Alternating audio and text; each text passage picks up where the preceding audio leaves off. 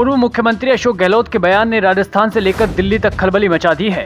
गहलोत ने एक ऐसे षड्यंत्र का जिक्र किया जिसमें भजनलाल शर्मा को हटाने की साजिश है। साथ ही गहलोत का दावा है कि षड्यंत्र राजस्थान ही नहीं दिल्ली में भी रची जा रही है। अब इस बयान के बाद पूर्व नेता प्रतिपक्ष राजेंद्र राठौड़ का भी बड़ा बयान सामने आया।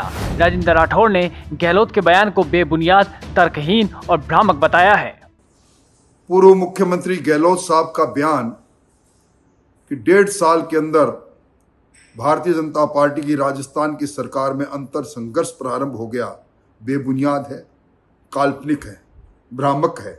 गहलोत साहब को अपना कार्यकाल याद करना चाहिए, जब उनके शासन के 1 साल बाद ही उन्हें अपदस्थ करने के लिए 2 खेमे बन गए थे। उनकी सरकार और सरकार के मंत्री और विधायक पुलिस के संगीनों के पैरों में 34 दिन रहे। किस्सा कुर्सी का चलता रहा जब तक कार्यकाल समाप्त नहीं होगा, पटाक्षेप नहीं हुआ। अपने ही साथियों को गहलोत साहब ने कभी नालायक कहा, कभी निर्लज कहा, कभी गद्दार कहा। आज गलबाइयां जरूर किए हुए हैं। मैं समझता हूं गहलोत साहब खुद कांग्रेस के उस शासन को याद करके इस प्रकार का बेतुकी बयान दे डाला। ये बयान को मैं सिरे से खारिज करता हूं। राजेंद्र राठौड़ ने बड़े ही सख्त लहजे में अशोक गहलोत को जवाब दिया है। सिर्फ राजेंद्र राठौड़ ही नहीं, कई बीजेपी नेताओं ने अशोक गहलोत के इस बयान का जवाब दिया। पूर्व सीएम गहलोत ने मौजूदा सीएम भजनलाल शर्मा के दिए चैलेंज पर अपनी बात रखी थी। गहलोत ने कहा था कि हिम्मत की बात है मुख्यमंत्री के लिए, बहुत साहस किया है उन्होंने ये कहने का। 5 साल कांग्रेस शासन से ज्यादा काम मैंने 1.5 साल में ही कर दिया। साथ ही ये भी कहा कि अब तकलीफ मुख्यमंत्री जी को होने वाली है। अभी तो इनके खिलाफ में इनके पार्टी के लोग लग चुके हैं। दिल्ली में भी और राजस्थान के अंदर भी भयंकर षड्यंत्र चल रहा है। तो ये कितने बनाने वाले नहीं है। मुख्यमंत्री जी बार-बार ये कह रहे हैं, ये मैं कह चुका हूँ। ये हिम्मत की बात है मुख्यमंत्री के लिए, बहुत साहस किया उन्होंने ये कहने का। 5 साल कांग्रेस शासन से ज्यादा काम 1.5 साल में कर दिया। अब पूरा प्रदेश जानता है कि हमारी दुर्गति कैसी हो रही है।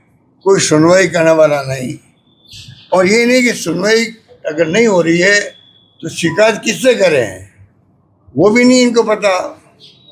ये भी नहीं पता है कोई काम हो नहीं रहे हैं। जो हमारी स्कीमें थी शानदार, चाहे बीमा की, स्वास्थ्य की हो, पेंशन 4 महीने मिलती नहीं है। नरेगा का गरीब आदमी मजदूर है, उनको 4 महीने तनख्वाह नहीं मिलती, उनको मजदूरी नहीं मिलती है। बाकी पानी, बिजली, अब तो बरसात आ गई है, वरना क्या स्थिति बनी थी गर्मियों के अंदर। बिजली कटौती कितनी हुई थी, गर्मी में नागा किया, पानी की समस्या आएगी। तो इनको कोई सरोकार नहीं इन बातों से। अब मैं बार बार मुख्यमंत्री कहना चाहूँगा, हम विपक्ष में हैं। जन भावना जो होती है, या हमारे पास में जो लोग आके कहते हैं, या मीडिया में कोई खबर आती है, उसके आधार पर हम लोग बात उठाते हैं।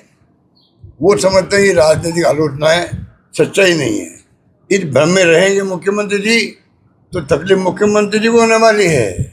अभी से इनके खिलाफ में इनकी पार्टी के लोग लग चुके हैं, दिल्ली में भी और राजस्थान के अंदर भी। भयंकर षड्यंत्र चल रहा है इनको हटाने का, ये समझ नहीं पा रहे हैं।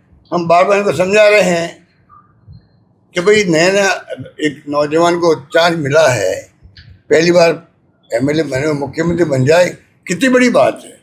इनको मेंटेन रखे, ये बार बार बदलने का क्या फ़ायदा।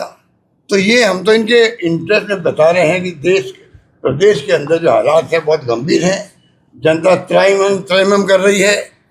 अब इनके बाद अगर ये जनसुनवाई करने लग जाए तो मालूम पड़ेगा वास्तव में जनता क्या चाहती है। कार्यकर्ताओं को अपने घर में बैठा के अलग से बात करें कि भाई वास्तव में क्या स्थिति राजस्थान में, तो वो खुल के बताएगा। अब जो इनके चारों में जो घेर बना लिया इन्होंने, वो इनकी तारीफों को पुल बांध रहा होगा। अच्छी सरकार चल रही है तो इनको समझ में आ नहीं रही है। हम आलोचना करते हैं, वो हमारी आलोचना खाली फीडबैक के आधार पर है। अभी तो 1.5 साल हुआ है, हम क्या राजनीतिक आलोचना करेंगे, क्या आरोप लगाएंगे इनके ऊपर। आरोप लगाना चाहते भी नहीं हम लोग। हम तो खाली जनता के बीच जो आती समस्याएं, जनता के कहती साहब कुछ नहीं हो रहा है, आपकी स्कीमें बंद हो गई है, वो हम लोग खाली इनके सामने रखते हैं। ये मेरा कहना है। सर, आप कहना चाहते हैं भाजपा अंतरकलह का शिकार है, इसलिए मुख्यमंत्री जी को हटाना चाहिए। ये मैंने कह दिया आपको जो कहना है।